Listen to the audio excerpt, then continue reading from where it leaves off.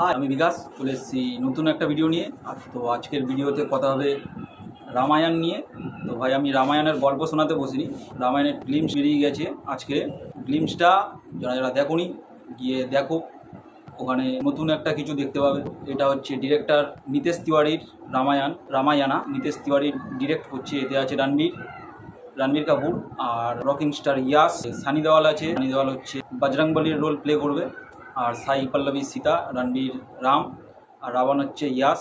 তো এটা বিগ বাজেটের একটা সিনেমা। তো ভাই টিজারটা, গ্লিমসটা টিজার টাইপেরই বের করেছে। তো টিজারটা ভাই এত টাকা খরচা করছে, এত বড় বড় নায়ক নায়িকাদেরকে নিয়েছে। এই যে গ্লিমসটা বেরিয়েছে, এটা দেখলেই বুঝতে পারবে যে এত টাকা কিসের জন্য খরচা হচ্ছে। আর এর আগে অনেক ছবি লিক হয়েছিল রণবীর কাপুর আর সাই পল্লবী, সেগুলোতেও দুজনকে যেমন সুন্দর দেখাচ্ছিল।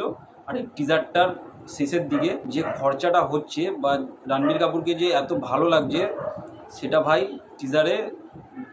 টিজারটা দেখলেই তোমরা বুঝতে পারবে।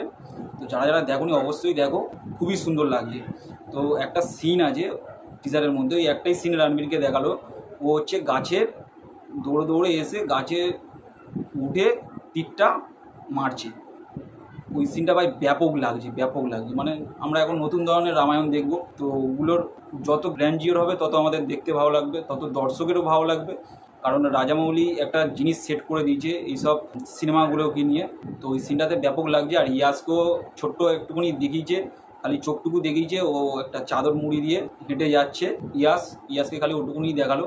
তো ইয়াসকে যেটুকুনি দেখিয়েছে, ইয়াস হচ্ছে রাবণের ক্যারেক্টার প্লে করছে। তো এখনও পুরোপুরি হয়তো কমপ্লিট হয়নি ইয়াসের কোনো সিন, ওই জন্যই হয়তো ওরকম দেখিয়েছে। ইয়াসকে যখন রাবণের পুরো গেটআপে হয়তো দেখাবে, তখন ভাই ব্লাস্ট হতে চলেছে। কারণ রণবীরকে দেখাচ্ছে যে রণবীরকে যেরকম ফাটাফাটি লাগছে, যখন ইয়াসকে দেখাবে ওটাও ভাই ব্যাং অন হতে চলেছে, ঠিক আছে।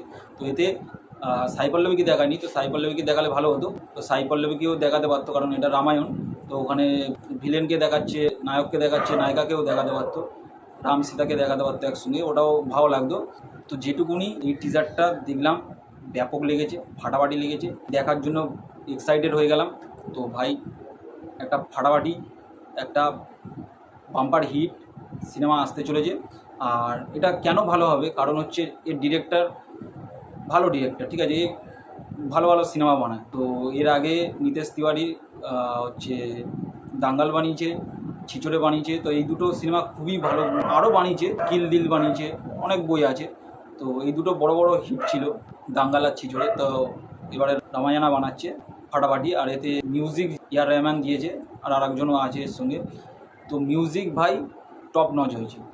টিজারের মিউজিকটা হচ্ছে সবথেকে হাইলাইট। যে লাস্টের পোর্শনটা দেখিয়েছে বা যেভাবে নামগুলো দেখাচ্ছে, আমাদের শিব ঠাকুর আর ওদিকে নারায়ণ ঠাকুরকে নিয়ে যে একটা প্রথমে স্টোরি চলছে আর নামগুলো চলছে, কে কোন দেবতার কি কাজ, সেইগুলো দেখাচ্ছে। যখন যে মিউজিকটা পিছনে বাজছে, বিজিএমটা যে বাজছে, মিউজিকের কাজ ব্যাপক হয়েছে। তো ভাই ওভারঅল মিলিয়ে একটা ফাটাফাটি গ্লিমস এসছে রামায়ণার। তো যারা যারা এখনও দেখোনি দেখো, আমার তো ভাই ব্যাপক লেগেছে। আর আমার ভিডিওটা যদি তোমাদের ভালো লাগে, লাইক করো, শেয়ার করো, সাবস্ক্রাইব করো। আবার নতুন ভিডিও আসবে, দেখা হবে। চলো, টাটা।